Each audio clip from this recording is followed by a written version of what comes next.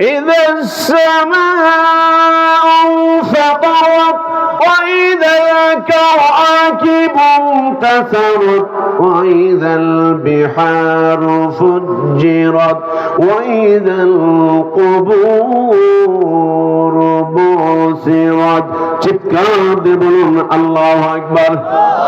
এই পৃথিবীর মায়া ত্যাগ করে সব মানুষকে একদিন কবরের দেশে চলে যেতে হবে গো। এই পৃথিবীতে আমি আপনি যা কিছু করব সব কিছুর হিসাব একদিন দেওয়া লাগবে কি লাগবে না? জোরে বলুন লাগবে কি লাগবে না? হাসরের ময়দানে যার যার আমল তাকেই পড়তে হবে মিয়া ভাই, যার যার আমল আল্লাহ রাব্বুল আলামিন তাকেই পড়তে দিবেন। বন্ধুরে, আজকে এই যে আপনারা চমৎকার এই মাহফিলের আয়োজন করেছেন, হাসরের ময়দানে এই মাহফিলটা আপনার আমলের জন্য যথেষ্ট হতে পারে। আপনার এই মাহফিলটা আপনার পক্ষে সাক্ষ্য প্রদান করবে। একটা আমলের কারণে যদি আপনি ধরা খেয়ে যান, আমি ধরা খেয়ে যাই, এমনও হতে পারে বন্ধু আমার আল্লাহ ফেরেশতাদেরকে ডাক দিয়ে বলবে, ফেরেশতা দেখতো এই ডাক্তারের আমল নামায় কোনো ভালো কাজ আছে কিনা, অমুক মানুষের আমল নামায় ভালো কোনো আমল আছে কিনা। আল্লাহর ফেরেশতারা ডাক দিয়ে বলবে, মালিক গো, তাহলে তো ভিডিওটা বের করন লাগবে। আল্লাহ ডাক দিয়ে বলবেন, বের করো। বের করে দেখা যাবে আজকের এই সুন্দর মাহফিলটাও আমার আল্লাহর ওই ভিডিওর মধ্যে থাকবে। জোরে বলুন না সুবহানাল্লাহ।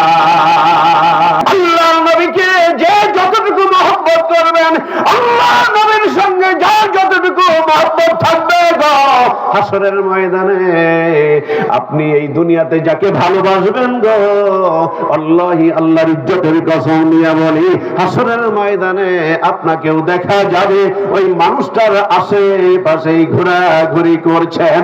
আওয়াজ করে বলুন না সুবহানাল্লাহ।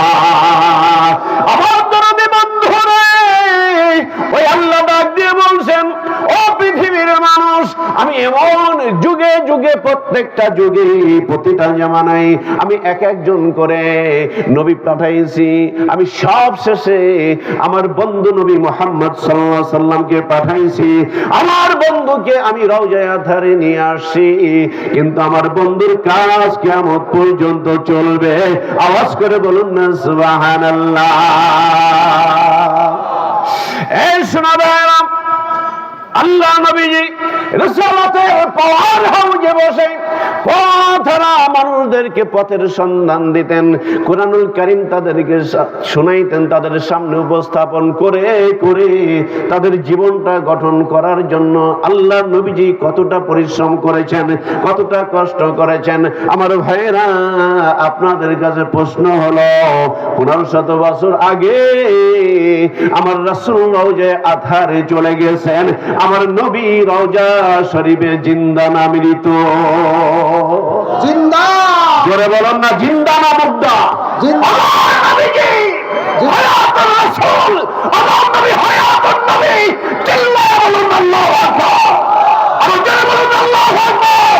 নারায়ে তাকবীর, নারায়ে রিসালাত। গরবালা পাক দরবার শরীফ আজকের প্রধান অতিথি, আজকের প্রধান আলোচক, নারায়ে তাকবীর। চিৎকার দিয়ে বলুন আল্লাহু আকবার। এই আওয়াজ হয় না তো? ওয়াজ কি শুরু করব? ওয়াজ শুরু হবে? হ্যাঁ যুবকেরা, শুরু হবে? আওয়াজ দিতে হবে, কারণ আমি তো যুবক। ডাক্তার আমার কি বুঝে বুঝে লাগে? আমি তো যুবক মানুষ। আপনারা যদি আমার সঙ্গে থাকেন, আপনাদের আওয়াজ আমাকে উৎসাহিত করবে। কি বলেন? আপনারা যদি আমাকে উৎসাহিত করেন, ওয়াজ চলবে, কুরআনের কথা চলবে। এতদিন আমরা মন খুলে কথা বলতে পারি নাই, সময় এসেছে কথা বলা। মুসলমান ঠিক কিনা বলো?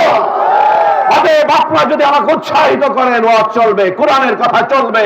কেউ বাধা দিতে পারবে না, বাধা দিলেও সেটা টিকবে না, পরিশোধ হয়ে যাবে।